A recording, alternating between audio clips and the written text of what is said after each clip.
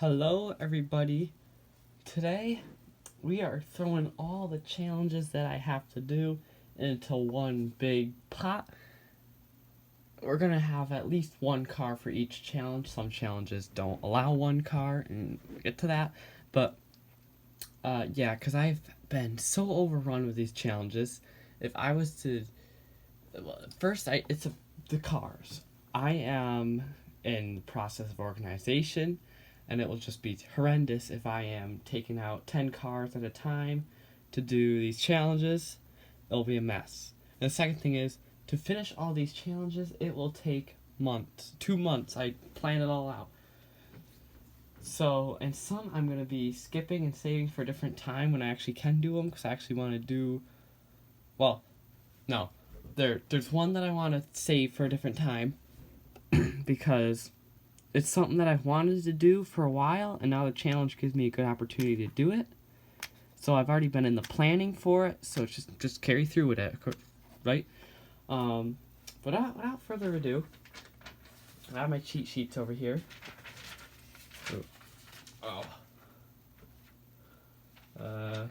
Yes, first up is Mike Dyson with his 2-stripe challenge, 2 stripes down the hood. Now, what better car to pick for this challenge than my thumbnail? The Fast and the Furious R32 or R34 stripes right there, right on the hood, double striped. Best car from Fast and the Furious right here, and it got a whole 12 minutes of screen time. And this Hot Wheels release is just amazing. I absolutely love it. Now, I don't know if it's going to be my thumbnail for much longer, because Hot Wheels has been putting out so many good R34s, and quite frankly, the Tomica one might even take the thumbnail. Who knows at this point? But once I get that Advan one out of the package, no, not the Advan, the Nismo one out of the package, that might be my new thumbnail. Hold me to that. Oh, it's under here. Oh, it's the Evo. Hold me to that. So there you go, Mike Tyson. Sorry, I can only get one car. We have a crisis. And I need more time on opening cars, too, because they take up a lot of space. So next up is from Scal Enthusiasm and his oldest diecast challenge. And, you can't get much older than this. I think you can, maybe. I might have some really old Matchbox, but I'm not sure on Matchbox dates. This car I know is from right out of 1968. It is one of the original 16 Hot Wheels, the Firebird. And this one might look a bit different because I did repaint it. It was horrendously destroyed. I'm surprised the windshield was even still hanging on. And it was missing the hood. This is a reproduction hood, which is still falling off.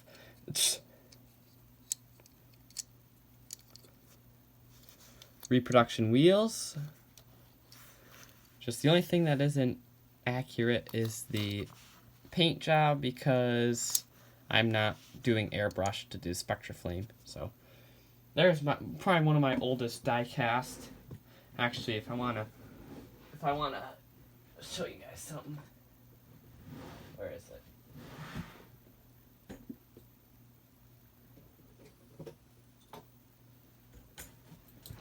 I used to do Lesney restorations on Matchbox Lesneys. I would still like to do them, but they are quite expensive. The decals, any replacement parts, they are quite expensive. But here's one that I did back in the day. Yes, this is a restoration, believe it or not.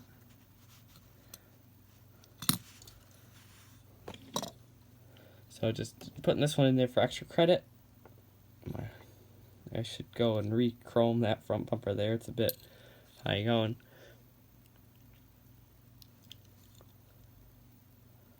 But yeah, I was very proud of this one. I did get red paint on the hook. I didn't take the hook off, so you can see there's red paint out there. And yeah, you can see there's the base put together. I didn't drill that rivet. That one was drilled. Everything was totally redone, new stickers and all. So that is a restoration that I was super proud of. And of course, now I'm getting into the Tomica restorations. This was a restoration by me. I'm not happy with the tail lights. We have to fix that. But that is a story for a different day. That's not very old. It's from the 90s. Next is the utility challenge. I need the other sheet. This utility challenge is from... Where is it? Oh, Diecast Looney. And what a better utility vehicle than the Toyota Hiace. You knew it was coming. I could not resist to throw a Hiace in here somewhere. But there it is. This is my police one. I guess the best utility one you could get. I could have got the satellite one, but I just love this undercover police one, so might as well bring it out again.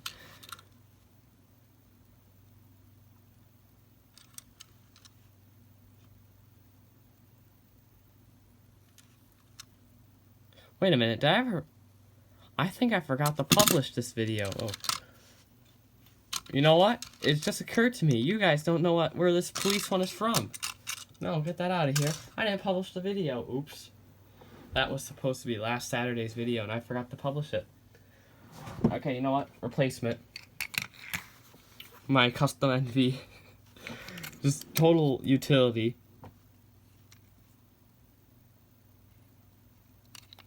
I painted the windows, and then this is the passenger version. For reference, both completely customized, but this is the utility one. That one's this day. Yeah, sorry about the Hiace. You're gonna see that one soon.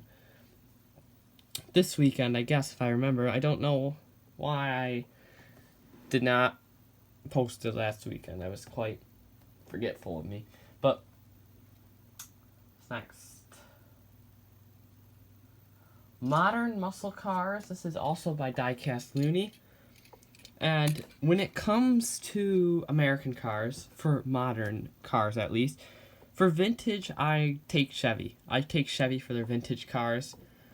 But nowadays, Chevy's kind of questionable of what they're doing. So, for modern times, I go Dodge. And the Dodge Challengers are one of my favorites. So... voila. This is a Iowa, right? Yeah, Iowa police car, state patrol. Probably got it from Hobby Lobby, back when the coupon was still a thing. That engine open. Beautiful engine details on this one. So, I love that. The wheels are accurate. Yeah, definitely a modern muscle car to take note of. Next up is the race challenge from Paul Swatch. Swatch or Swatch? I am horrible at pronouncing names. But there is one car in my collection that fits the race stronghold here. The R32 from the Mini GT. R32. I love it. I need more Mini GTs. Definitely. Because this is beautiful. This is my only Mini GT, and I do need more of them. But for now, that's what I got there. And if we try and draw back a couple cars, we need this guy up here. One for the next car. Which, okay, so this challenge I will come back to on a later date. This is the Dream Garage Challenge by who done it? I don't know who did it. Apparently I have unknown written down. So if you know who did that challenge, let me know. But yeah, I'm definitely gonna have to come back to that challenge because I'm not doing 10 cars here, not today. But I brought out number one, my number one car. So I guess my dream, all-time dream car. And no surprise here, it is a Prelude, no, R35. What? No, this is not an R35. R34. Let's try that again. This is the Tomica one. The best R34 in my collection is the Tomica one here. Just crisp details all the way around. And the only one with the actual accurate wheels. Oh no, the green light. No, the green light has aftermarket. Never mind. Best R34 for under $10 right here. Definitely. The Tomica. The premium, Tomica premium. Under $5, best one you're gonna get. The Hot Wheels is very questionable. I like the Hot Wheels for the fact they use the Nismo front bumper on it, because I'm gonna say it, the original front bumper on the R34 is quite ugly. It is ugly. So I like that they use the Nismo one on the Hot Wheels one. It makes it look a lot better. But the Hot Wheels one is pretty big. It is just large, unproportioned. The spoiler is a chunky, which they can't do anything about that. But when there's better options, you take the better options. But the designs on the Hot Wheels one just keep me. Their designs are awesome. They're very good at doing that. So I don't know, there's the R34 battle for you. We'll keep them there. You know, 32 too. Next, from XLT Off-Road Bear, the Cars of the Family challenge. This one I find very hard because cars in my family aren't represented very well in 1/64 scale. So the closest I could get in my collection, I know I could probably get some super premium stuff off of China for $40, and I could have an exact replica of one of my parents' cars, or grandparents, or aunts, or whatever. Aunts, uncles, whatever. But what I have, this is basically what I currently have. Subaru Forester. Now, my dad owns a 2015. This is a 2019, but it will do. This is the Tomica, of course. So I love it. And the real car is a great car. Anybody looking for a mid-size SUV, go Forester. That's what I gotta say. SUV crossover, whatever you want to call it, go Forester. Or just go Subaru in general. The Ascents are pretty well. The Ascents are expensive, but I heard they're very nice.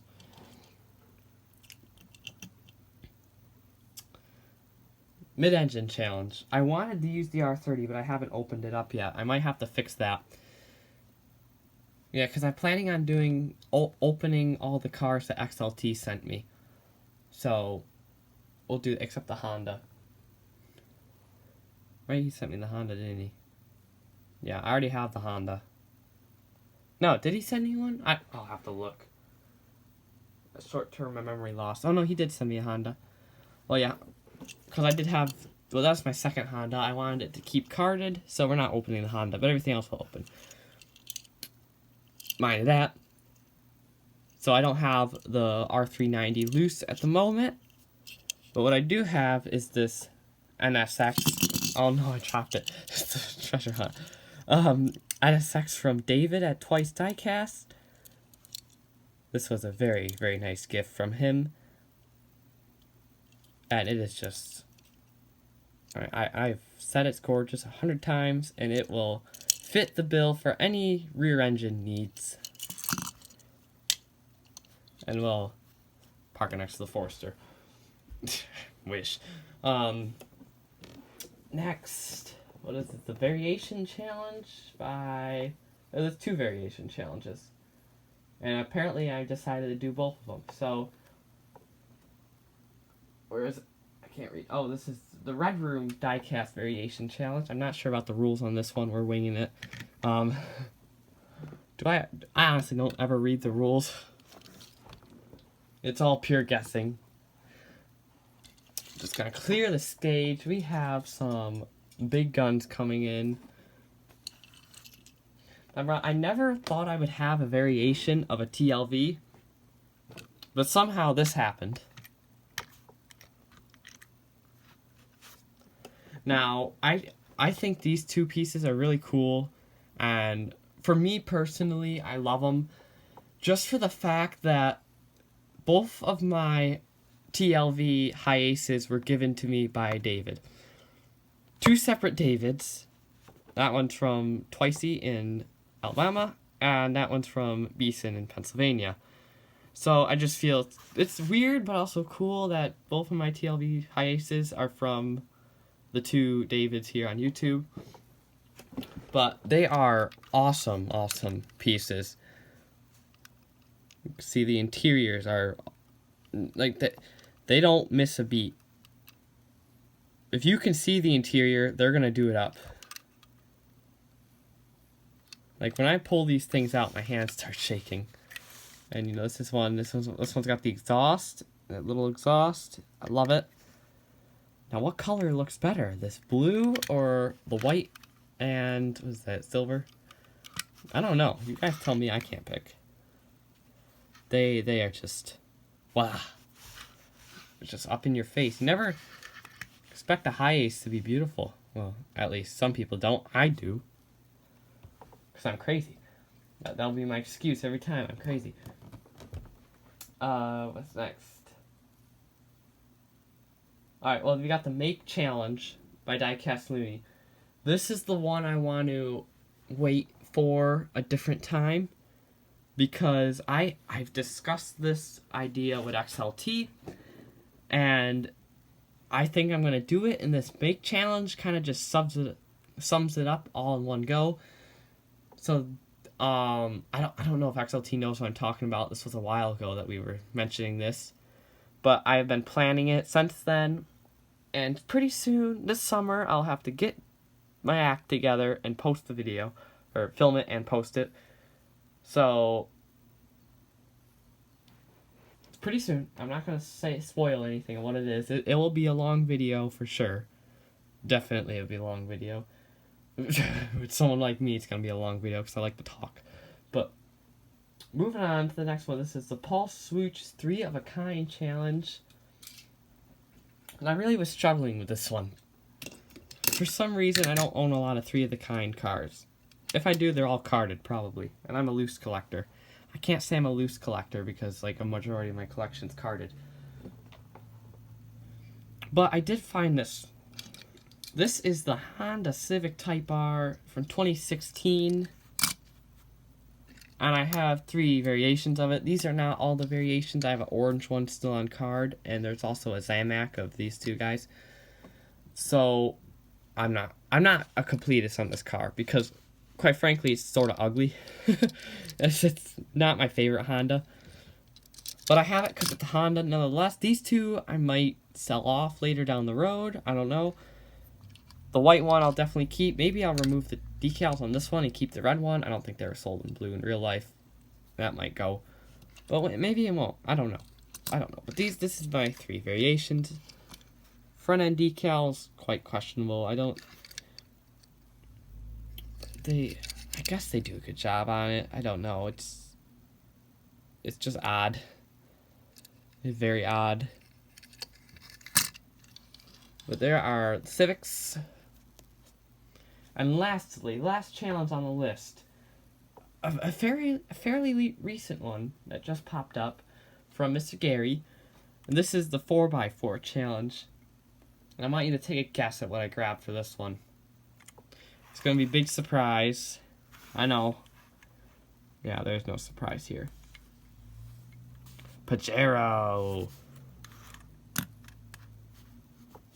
I as much as I love the sports cars, I like these street cars just as much. I can't say more because my favorite car after all is the R34. So I can't say I like street cars more because that would just be making the R34 pointless on my top list. But the street cars are cool too. It's not sports cars and Ferraris and Lamborghinis at the end of the day. sometimes you gotta slow down and take a look at stuff like this Pajero. Very simple, and somehow I love it. Just, yeah, Mitsubishi did some cool stuff back in the day. We saw that with the Evo and the Eclipse.